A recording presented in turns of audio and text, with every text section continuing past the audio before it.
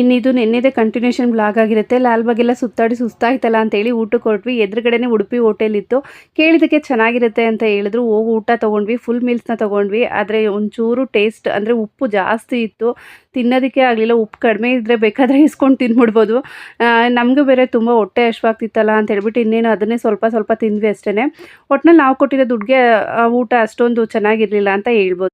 ನಾವು ಅಲ್ಲಿ ಊಟ ಮುಗಿಸ್ಕೊಂಡು ನೆಕ್ಸ್ಟ್ ಹೋಗಿದ್ದೆ ನಾವು ಶ್ರೀರಾಮ್ಪುರಕ್ಕೆ, ಅಂದರೆ ಚಿಂದಿ ಮಾರ್ಕೆಟ್ಗೆ. ಇಲ್ಲಿ ಕೆಜಿ ಲೆಕ್ಕದಲ್ಲಿ ಬಟ್ಟೆ ಸಿಗುತ್ತೆ ಅಂತ ಹೇಳ್ತಿದ್ರು. ನಾನು ಒಂದ್ಸರಿನೂ ನೋಡಿರಲಿಲ್ಲ. ಈಗ ಹೇಗಿದ್ರು ಸ್ಟಿಚಿಂಗ್ ಮಾಡ್ತೀನಲ್ವ, ನನಗೂ ಸ್ವಲ್ಪ ಬಟ್ಟೆ ಪೀಸ್ ಬೇಕಿತ್ತು ಅಂತೇಳಿ ಹೊರಟೆ.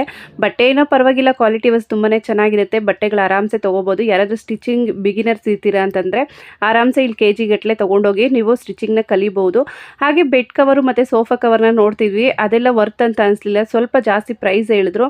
ಈ ಕ್ವಾಲಿಟಿಗೆ ಇನ್ನೂ ಬೆಸ್ಟ್ ಕ್ವಾಲಿಟಿ ನಮಗೆ ಡಿಮಾರ್ಟಲ್ಲೇ ಸಿಗುತ್ತೆ ಅಂತ ಹೇಳ್ಬಿಟ್ಟು ಅದನ್ನು ತೊಗೊಳ್ಲಿಲ್ಲ. ಇನ್ನು ಈ ಬಟ್ಟೆ ಎಲ್ಲ ಏನು ನೋಡ್ತಿದ್ರೆ ಇದು ಕೆಜಿಗೆ ಬಂದು 450 ಅಂತ ಹೇಳಿದ್ರು.